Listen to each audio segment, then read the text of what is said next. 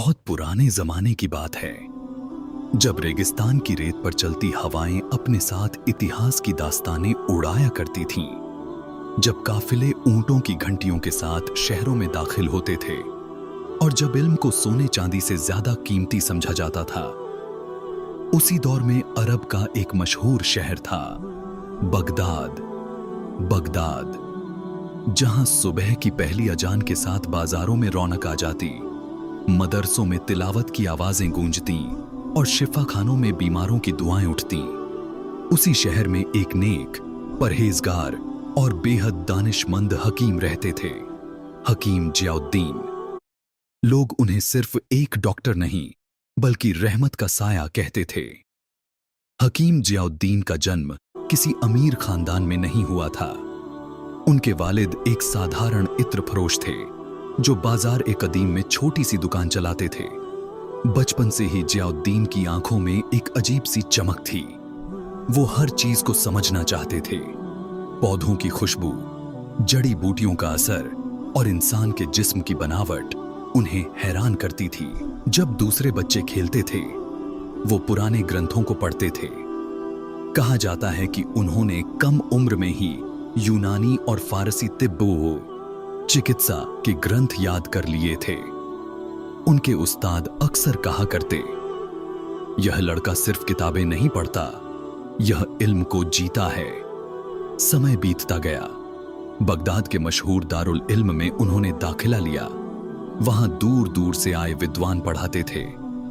उनमें से एक बुजुर्ग आलिम ने एक दिन उनसे पूछा, जियाउद्दीन, तुम हकीम क्यों बनना चाहते हो, दौलत के लिए या शोहरत के लिए? उन्होंने सिर झुकाकर जवाब दिया, न दौलत के लिए न शोहरत के लिए, मैं दर्द को कम करने के लिए हकीम बनना चाहता हूं। उस्ताद की आंखें भर आईं। उसी दिन से उन्होंने उन्हें अपना खास शागिर्द बना लिया। सालों की मेहनत के बाद जियाउद्दीन ने बगदाद में एक छोटा सा शिफाखाना खोला, लेकिन वो शिफाखाना बाकी जगहों से अलग था। वहां एक तख्ती टंगी थी जिस पर लिखा था, गरीबों के लिए इलाज मुफ्त है। धीरे धीरे उनका नाम पूरे शहर में फैल गया।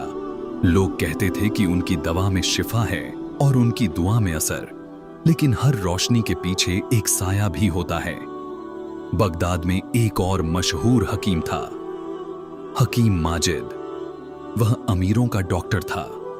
उसकी हवेली जैसी दवाखाना थी और उसकी फीस इतनी ज्यादा कि गरीब दरवाजे तक न पहुंच पाते। जब उसने देखा कि लोग जियाउद्दीन की तरफ बढ़ रहे हैं, तो उसके दिल में जलन पैदा हुई। एक दिन उसने अपने शागिर्दों से कहा, यह आदमी हमारी शोहरत छीन लेगा, कुछ करना होगा। उसी दौरान शहर में एक अजीब बीमारी फैलने लगी। लोग तेज बुखार और कमजोरी से गिरने लगे। बाजार सुनसान होने लगे। मस्जिदों में दुआएं होने लगीं। हकीम माजिद ने महंगी दवाएं बेचना शुरू कर दी, लेकिन बीमारी कम ना हुई। आखिरकार लोग जियाउद्दीन के पास पहुंचे। उन्होंने मरीजों का बारीकी से मुआयना किया। यह बीमारी पहले वाली साजिश जैसी नहीं थी। इसमें जहर का असर नहीं, बल्कि फैलती हुई वबा, महामारी के लक्षण थे। कुछ लोगों ने कहा कि यह अल्लाह का अजाब है। कुछ ने कहा कि यह दूर देशों से आए काफिलों के साथ आई है। कुछ ने फुसफुसाकर कहा कि यह शैतानी असर है। लेकिन जियाउद्दीन ने अफवाहों की बजाय तथ्यों को देखा। उन्होंने पाया कि अधिकतर मरीज वही थे जो हाल ही में उत्तरी रेगिस्तानी काफिलों से सामान उतारने गए थे। उन्होंने शाही अनुमति लेकर एक जोखिम भरे सफर की योजना बनाई। काफिला तैयार हुआ।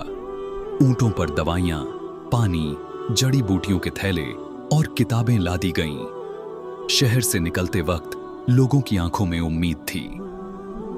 रेगिस्तान की रातें सर्द थीं और दिन आग की तरह तपते। कई दिन सफर के बाद वे एक छोटे से कबीले तक पहुंचे। वहां का मंजर दिल दहला देने वाला था। लोग तंबुओं में पड़े कराह रहे थे। बच्चे अनाथ हो रहे थे। पानी के कुएं सूने पड़े थे। जियाउद्दीन ने तुरंत काम शुरू किया। उन्होंने बीमारों को अलग किया ताकि बीमारी न फैले। यह उस दौर में एक नई सोच थी। कई लोग विरोध करने लगे। बीमार को अलग करना बेरहमी है। एक बूढ़ा बोला। जियाउद्दीन ने समझाया, यह अलगाव सजा नहीं, बचाव है। उन्होंने पानी के स्रोत की जांच की। कुएं के पास मरे हुए जानवर मिले, जिनके कारण पानी दूषित हो चुका था। उन्होंने साफ पानी के लिए नया कुआं खुदवाने का आदेश दिया, खुद भी फावड़ा उठाया।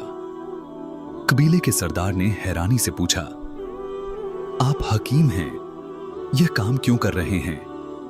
उन्होंने जवाब दिया, इलाज सिर्फ दवा से नहीं, वजह मिटाने से होता है। धीरे धीरे बीमारी की असली वजह सामने आई।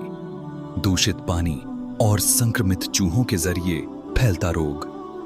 उन्होंने जड़ी बूटियों से काढ़ा बनाया, साफ सफाई का नियम सिखाया, बीमारों को अलग रखा और स्वस्थ लोगों को सावधानी बताई। लेकिन इसी बीच उनके शागिर्द हसन गंभीर रूप से बीमार पड़ गए। जियाउद्दीन ने रात दिन उसकी सेवा की। कई बार ऐसा लगा कि हसन की सांसें थम जाएंगी। अंततः हसन ठीक हो गया। कबीले में खुशी की लहर दौड़ गई। बगदाद लौटते हुए उन्होंने महसूस किया कि उम्र और बीमारियों का असर उनकी हिम्मत पर भी है। वापसी पर सुल्तान ने देखा और कहा, हकीम साहब, तुम केवल हमारे शहर के ही नहीं, पूरे अरब और दुनिया के लिए अमानत हो। तुम्हारे योगदान को शब्दों में बयान नहीं किया जा सकता। जियाउद्दीन ने मुस्कुराकर सिर झुका दिया। उन्होंने अपने शागिर्दों को अंतिम हिदायत दी, इल्म का असली फायदा तभी है जब इसे बांटा जाए। अगर मैं इस सफर में नहीं रहूं तो इसे तुम जारी रखना। गरीबों और बीमारों के लिए हमेशा दरवाजा खुला रखना। इंसानियत से कभी समझौता मत करना। उनकी यात्रा अब भी खत्म नहीं हुई थी। एक दूर देश से मुसाफिर आया और बताया कि वहां लोग आंखों की बीमारी से अंधे हो रहे हैं। जियाउद्दीन ने तुरंत तैयारियां की और उस देश की ओर रवाना हुए। रेगिस्तान और कठिन रास्तों के बाद उन्होंने गांव पहुंचा। बीमार लोग तंबुओं और मिट्टी के घरों में पड़े थे। उन्होंने देखा कि बीमारी धीरे धीरे लोगों की आंखों की नसों और रेटिना पर हमला कर रही थी। जियाउद्दीन ने पाया कि यह बीमारी उस पौधे के गलत उपयोग से फैल रही थी, जिसे लोग औषधीय मानकर प्रयोग कर रहे थे। उन्होंने गांव वालों को समझाया, पौधों को हटवाया और विशेष जड़ी बूटियों का काढ़ा तैयार किया। कई हफ्तों की मेहनत के बाद धीरे धीरे आंखों की रोशनी लौटने लगी। लेकिन इसी दौरान हसन फिर से बीमार पड़ गया। जियाउद्दीन ने उसे बचाने के लिए पूरी रात जागकर दवा बनाई। अंततः हसन स्वस्थ हुआ। गांव वालों ने उनका स्वागत किया और उनके नाम की तारीफ की। बगदाद लौटने पर जियाउद्दीन बूढ़े हो चुके थे, लेकिन उन्होंने शाही शिफाखाना और तिब्बी मदरसा स्थापित किया, जहां गरीब अमीर का भेद नहीं, शिक्षा और सेवा प्रमुख थी। हालांकि हकीम माजिद ने पहले विरोध किया था, लेकिन बाद में पछताया और उनके पास आया। जियाउद्दीन ने उसे समझाया कि असली ताकत रोग को हराने में नहीं, बल्कि खुद को सुधारने और दूसरों को राह दिखाने में है। जियाउद्दीन की अंतिम परीक्षा तब आई जब उनका खुद का स्वास्थ्य बिगड़ गया।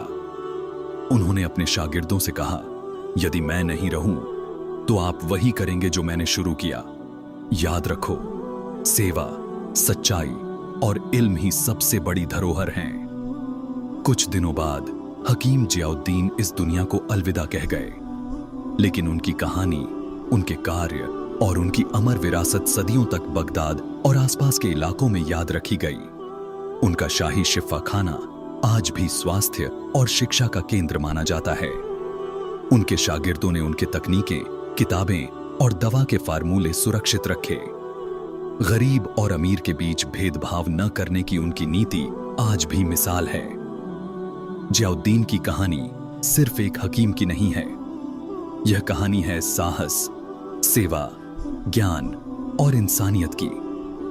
और इस तरह हकीम जियाउद्दीन की कहानी अपने चरम पर पहुंचती है, एक अमर प्रेरणा जो पीढ़ियों तक उजाला फैलाती रहेगी।